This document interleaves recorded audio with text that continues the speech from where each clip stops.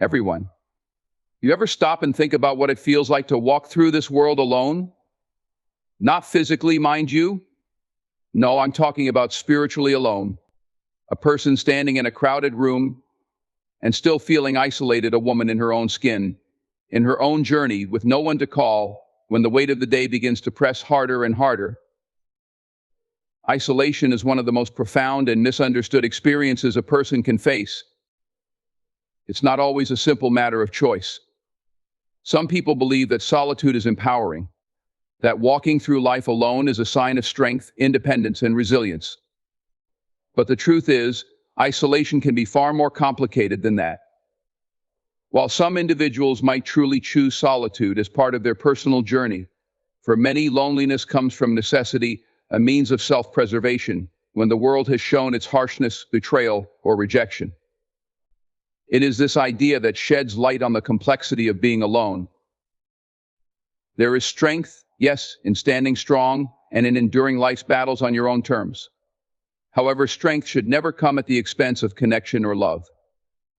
A person can stand alone for survival, but survival is not the same thing as truly living. A person can shield themselves behind walls, holding the weight of every battle alone, but they miss out on the shared victories that come from companionship, trust, and understanding. The key difference lies in understanding why these walls exist in the first place. Are they a deliberate choice or a response to pain? Often the answer is pain. When we've been let down, when we felt rejection, or when others have broken our trust, it's natural to build barriers to protect ourselves. These barriers become like fortresses, safeguarding the heart from further wounds. But while they protect us from pain, they also isolate us from the beauty of connection and shared human experience. The walls we build can trap us, keeping out both pain and love. The irony is that by attempting to shield ourselves, we rob ourselves of the very thing we need the most: understanding, compassion, and companionship. It's essential to recognize that being alone isn't always a choice, nor is it a clear sign of strength. Often the lonely heart is simply a heart that has learned to rely on itself because no one has shown up in times of need. It isn't weakness to want connection, rather, it is the acknowledgement of a fundamental human need. We are social beings.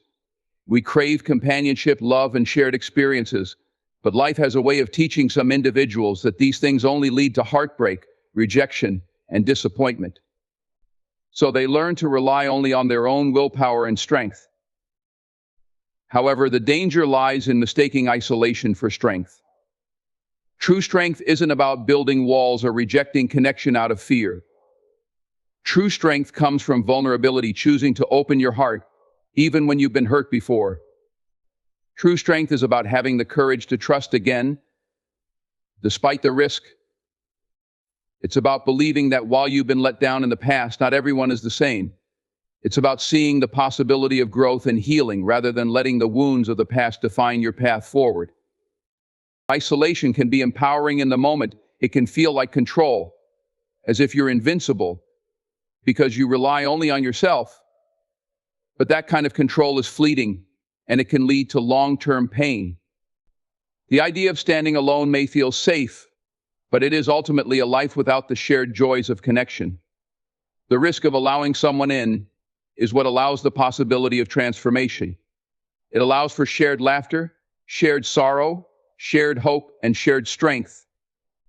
Without those shared moments, you live only a fraction of the life you could lead. Understanding isolation is the first step to overcoming it. It begins with an honest examination of what keeps walls in place. Fear of rejection, fear of vulnerability, fear of losing control, these are the things that make walls feel necessary. Yet even the most impenetrable walls can be dismantled, brick by brick, with time, trust, and courage. It's about redefining what strength means, not as hiding, not as surviving, but as taking risks, as opening the door to connection, even when every instinct tells you not to. You see, isolation can feel empowering, but it is often just a prison one we build ourselves without even realizing it. True strength is about breaking the cycle, redefining what it means to trust, and finding freedom not in separation but in connection.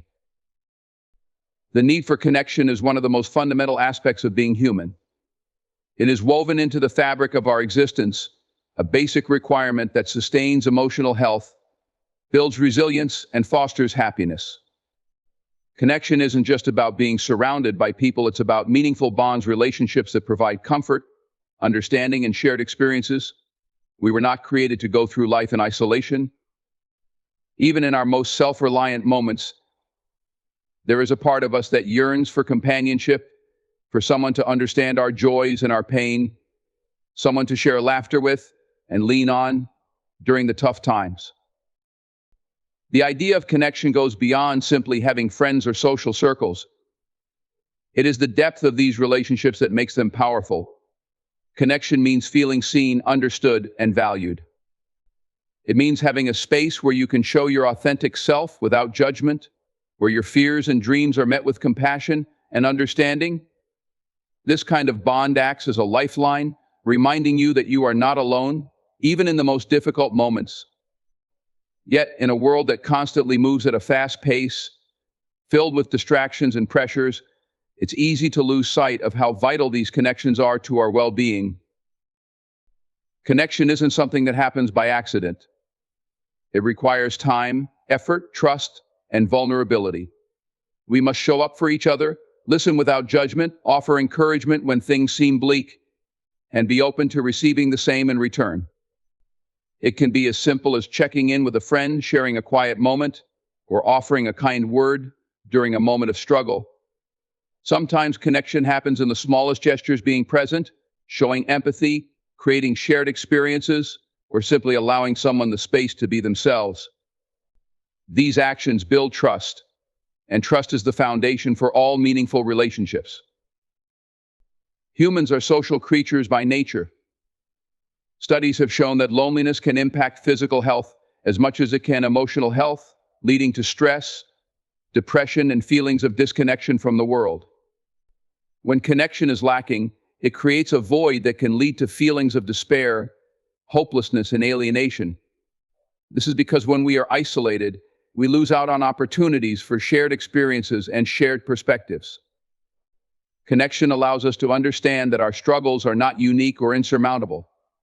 It allows us to see ourselves reflected in the lives of others and to recognize that growth, hope, and healing can come through shared understanding. There is a reason why moments of shared laughter or support resonate deeply with us. These are moments when we feel truly alive, truly human. These shared moments remind us that we are part of something larger than ourselves. It's easy to forget that in our individual pursuit of goals and ambitions, we're wired to thrive in environments of cooperation and understanding, not isolation. Life becomes lighter when we realize that we're not walking the journey alone, that someone else can share the weight of the burden if we're willing to invite them in. It's important to understand that connection isn't only about being around others, but about quality over quantity. Having a large number of acquaintances isn't the same as having a few deep, meaningful relationships. A small group of people who truly understand and care about you can provide more emotional stability and joy than hundreds of shallow interactions. Meaningful connection is about finding those people who support you, listen to you, and share their own vulnerabilities and experiences with you. These relationships teach empathy, encourage growth, and allow us to feel safe being ourselves without fear of judgment. In the end, connection provides much more than company. It provides strength, understanding, and hope. It allows us to share our struggles and triumphs, to learn from different perspectives, and to find joy in shared laughter. It allows us to know that even when the weight of the world feels heavy, there are people beside us, walking the journey, ready to offer love, guidance, and support.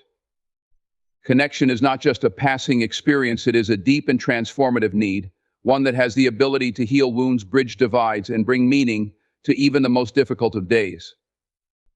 We are meant to connect, to build relationships, to belong, and through connection, we rediscover who we are and what we can become.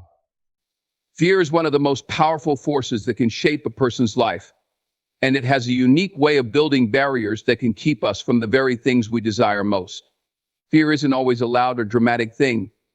It often creeps into our lives quietly, like an uninvited guest that we've grown accustomed to ignoring.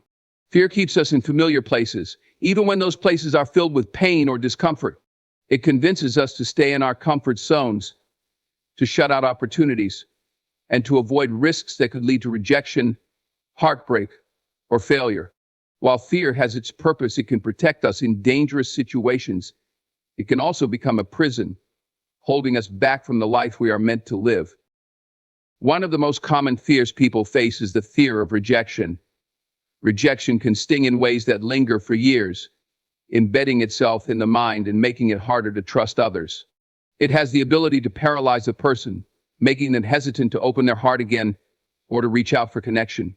This fear comes from a place of vulnerability, allowing someone to see your true self, sharing your struggles, your feelings, your dreams, and your scars. What if they leave? What if they laugh at you or misunderstand you?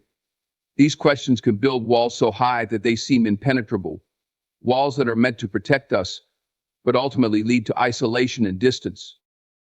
Another layer of fear comes from the fear of betrayal. Betrayal has the power to wound deeply because it involves breaking trust, a fundamental building block of meaningful relationships. When we've trusted someone before and they've let us down, it becomes easy to convince ourselves that trust is always a risk, that the effort to build a connection will inevitably lead to heartbreak. This mindset, though born from experience, can lead to a life spent behind walls, building emotional distance from others out of fear that we'll be hurt again. The irony is that while these walls protect us, they also cut us off from the possibility of joy, growth, and healing through shared companionship. Fear can also come from the fear of losing control. Some people live their entire lives trying to maintain order and predictability. Their routines, their expectations, and their self-imposed barriers are a way of controlling their environment and ensuring that they don't have to face the unknown. Yet the unknown is where life happens. It's where growth takes place, where opportunities are found, and where connections are formed. But the idea of stepping into the unknown can be terrifying. What if we fail? What if we lose? What if we discover that we aren't enough? These questions can feel suffocating. And so the instinct is to retreat, to stay where it's safe, even if safe means lonely. Overcoming these fears requires courage, and courage isn't the absence of fear. Courage is the decision to act in the presence of fear. It's about taking the first step even when every instinct is telling you not to. It's about recognizing that fear is powerful, but it doesn't have to define your choices or your path. Courage is opening the door, reaching out, and allowing yourself to trust, even when it feels easier to retreat into the safety of isolation. It's about shifting your perspective, realizing that while rejection, betrayal, or failure is possible, they are not inevitable.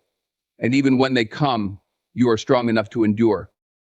Fear makes it easier to build walls. It makes it easier to stay distant and to shut others out. But these walls are not impenetrable. They are built from our own thoughts, our own experiences, and our own fears. That means they can be dismantled, one small brick at a time. Breaking through fear requires action, even when that action feels terrifying. It requires the willingness to risk connection, to risk vulnerability, to risk heartbreak, knowing that these risks can lead to the most rewarding experiences in life. The journey through fear is not easy, but it is worth it. Fear can be a guide pointing out where growth is needed, where change is possible, and where you can choose a different path. Fear can show you the places where you've been hiding, but it can also lead you toward freedom, toward joy, and toward connection. It doesn't have to hold the pen to your story. You can take back control, and by doing so, you can choose a different path, one of trust, connection, and courage. Fear will always be there, but it doesn't have to win. You can choose to step into the unknown, to take the risk, to trust that the journey ahead will be worth it. Taking the first step toward trust and connection is one of the most courageous things a person can do. It's a choice that requires letting go of fear, vulnerability, and uncertainty, three things that can feel insurmountable when you've spent so much time protecting yourself. But that first step is also where freedom begins. It's where the walls that have been holding you back can start to come down, brick by brick, and the journey toward meaningful relationships and shared experiences can truly begin. The idea of taking that step can feel overwhelming, especially if you've been isolated for a long time. But it's important to remember that every journey begins with a single action, no matter how small it may seem. The first step to connection begins with the decision to believe that risk is worth taking. It's not always easy to make this choice, particularly when your mind has been conditioned to expect rejection, pain, or disappointment. But trust is built on faith that the effort will be reciprocated, faith that connection can heal, and faith that love and companionship can become your reality if you allow them to. Trust doesn't mean you won't experience hurt again, but it does mean that you are choosing to move beyond fear and give people the opportunity to show you who they are. It means allowing them to prove to you that not everyone will let you down. Opening up your heart and taking the risk of trust can feel like standing at the edge of a great unknown. You're stepping into vulnerability, and vulnerability has its challenges. You are showing your authentic self, flaws and all, to someone else. And while that can be terrifying, it's also incredibly powerful. It's an acknowledgement that you are willing to put your faith in someone else, to allow them a glimpse into your fears, your dreams, your struggles, and your heart. This kind of openness creates space for genuine connection because it fosters understanding, compassion, and mutual support. When you open up, you give the other person permission to do the same, and that shared space becomes a foundation for real, lasting bonds. It's worth noting that the first step isn't just about opening up to others. It's also about being willing to accept others into your world. Connection isn't always a one-way street. Trust involves listening, offering understanding, and being present for someone else, just as much as it involves allowing yourself to be seen. It requires you to show compassion, empathy, and kindness in return.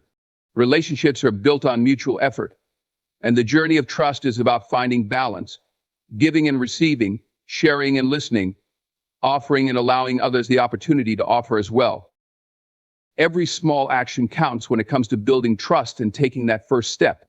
A kind word, a simple check-in, a shared smile, or even a quiet moment of understanding can be the very thing that creates a bridge between two people. These actions show that you are willing to be seen, to engage, to listen, and to care. Sometimes the first step is as simple as letting someone know you're there, that you see them, that you're willing to listen without judgment. Other times, the first step could be as vulnerable as sharing a personal fear or a moment of pain. These actions are small, but they carry great weight. They say to another person, I trust you enough to let you into my world. Taking the first step toward trust can lead to feelings of vulnerability and discomfort, but it is in that space of discomfort that growth begins. It's where you discover what you're capable of, what you can withstand, what you can share, and what kind of connection you can build when you allow yourself to step into the unknown. Trust is not about perfection, nor is it about ensuring that you will never face pain again. It's about faith in the possibility that the effort will lead to healing, shared understanding, and love. Taking that first step is not just an act of courage, it's an act of hope. It's a belief that while the risk is real, the rewards are worth it. Every journey of connection begins with that choice, the choice to risk, to trust, to hope, and to believe that relationships can bring light, joy, and transformation. While fear can keep you stuck, courage allows you to move forward. Trust isn't a destination, it's a journey, one step at a time. And while it's not always easy, the first step is the most important one. It sets the tone for growth, understanding, and the kind of shared companionship that can heal even the most broken of hearts. It's the choice to step out of fear and into the possibility of connection, and that choice has the power to change everything. Vulnerability is often misunderstood. Many people associate it with weakness, with being exposed, or with giving others the chance to harm them. However, true vulnerability is not about weakness. It is, in fact, one of the greatest strengths a person can possess. It requires courage, trust, and self-awareness to allow another person to see the real you, to share your fears, and your scars. Vulnerability is the bridge that connects individuals to one another, allowing shared understanding, empathy, and trust to grow. It is through vulnerability that real emotional connection is established, forming the foundation for meaningful relationships and shared experiences. When we choose to remain closed off, we miss the opportunity to connect with others on a deeper level. This closed-off state may feel safe in the moment. After all, it guards against rejection, pain, and betrayal. But the walls we build in order to protect ourselves also create distance between us and others. These walls keep people from truly seeing us, knowing us, or understanding our struggles. While isolation may feel like a shield, it is, in fact, a barrier to connection and growth. Vulnerability, on the other hand, requires breaking down those walls. It means allowing others to see you as you truly are, the good, the bad, the broken, and the hopeful, and trusting that they will meet you with compassion instead of judgment. The idea of being vulnerable can feel overwhelming, especially if you've been hurt in the past.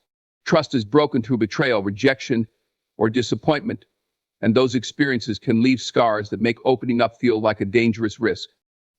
Yet vulnerability isn't about trust. It's about having the faith to take a risk while learning to discern who is safe and trustworthy enough to share your heart with. It's about finding the strength to step into discomfort because you recognize that emotional closeness and connection have the potential to heal, to teach, and to transform your life. Vulnerability creates space for others to see you, not the perfect version you present to the world, but the real, authentic person underneath.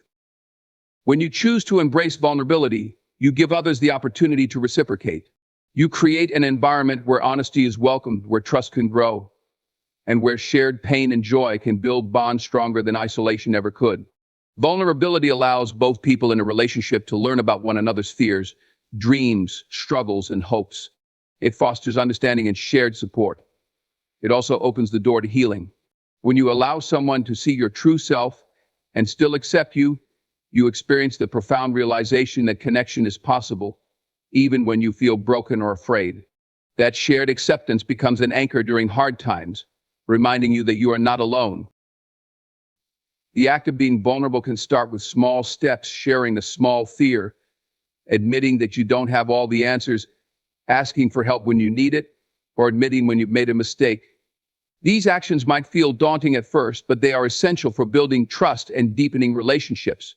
They show others that you are human, that you are open, that you are willing to lean into discomfort for the sake of growth and connection.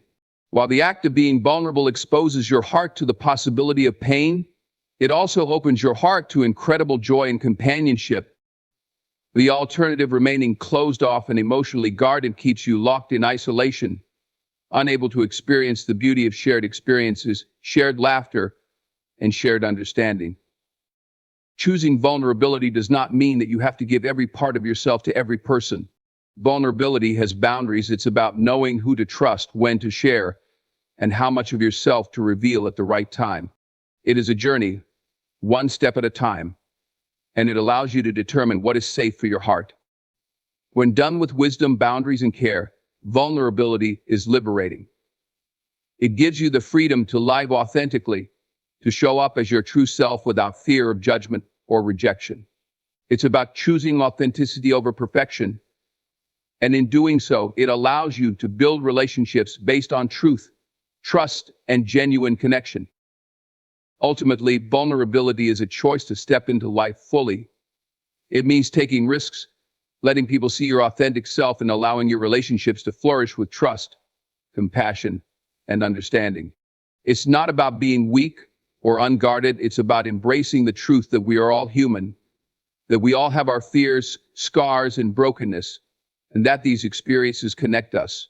Through vulnerability, you allow connection to transform pain into healing, loneliness into companionship, and fear into hope.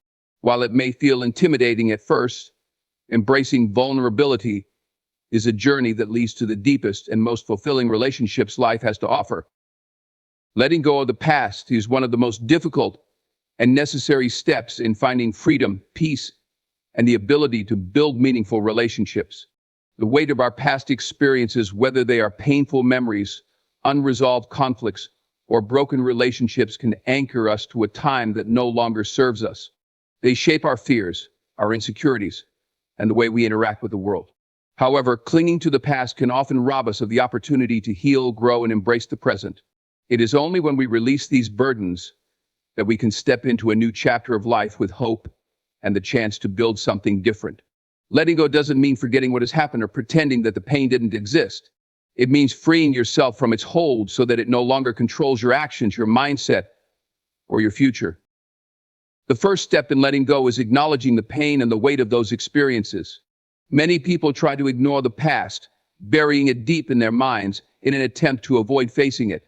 But unresolved emotions can fester and manifest in other ways through trust issues, self-doubt, fear, or strained relationships. Acknowledging the pain allows you to confront it, to understand it, and to process it. You can't release what you refuse to recognize. Facing the past with honesty creates the opportunity to learn from it, rather than being trapped by it. Every experience, no matter how traumatic or painful, can teach a lesson if you allow yourself the space to examine it without judgment. What did you learn? How did it shape you? How can you use that knowledge to move forward? Letting go of the past also requires forgiveness both for yourself and for others.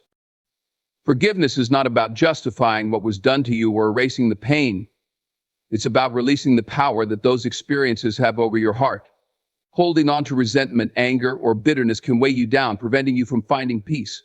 But forgiveness is a choice, and while it may not be easy, it allows you to break free from the emotional chains of the past.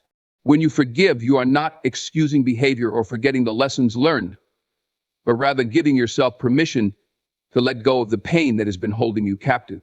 You're giving yourself permission to heal. Letting go also means recognizing that you are not defined by your past.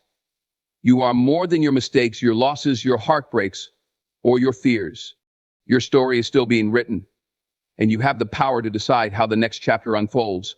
Every day is a new opportunity to choose freedom, joy, and growth over fear and pain. To let go is to give yourself permission to start over, to rewrite the narrative, to live in the present rather than being burdened by what was. It means releasing the belief that your past has to dictate your future. Your journey isn't a straight line, and your story doesn't end where the pain began. You are always capable of change, growth, and renewal. Letting go isn't a single, dramatic moment. It's a process, and like any journey, it takes time, patience, and self-compassion. Some days will be harder than others. You'll find yourself revisiting old memories, old wounds, old fears. That's okay. Healing isn't about erasing the past entirely. It's about learning how to move through it without letting it define you. You must be gentle with yourself during this process, allowing room for mistakes, setbacks, and growth. It's okay to feel pain as you let go. It's part of the healing journey. Acknowledge those feelings, but don't let them take control. Choose instead to let them pass through you, releasing their hold so you can step forward. When you finally release the weight of your past, you make space for the new. You allow joy, connection, love, and hope to take root in your life without the constant presence of old wounds and fears. Letting go allows you to be open to change, to opportunities, and to the chance to build new relationships and experiences that are rooted in the present rather than tainted by old memories. It allows you to embrace freedom, the freedom to live without fear, without shame, and without the need to constantly look back. Letting go is ultimately an act of trust. It's trusting yourself to handle the unknown, trusting that the future holds promise, and trusting that you are strong enough to face whatever lies ahead without carrying the burdens of what has already been. It's a declaration that you are ready to step into your own life with strength, hope, and purpose. The past may always be a part of you, but it does not have to define you. You are stronger than your pain, greater than your fears, and more capable of creating a new story than you may have ever imagined.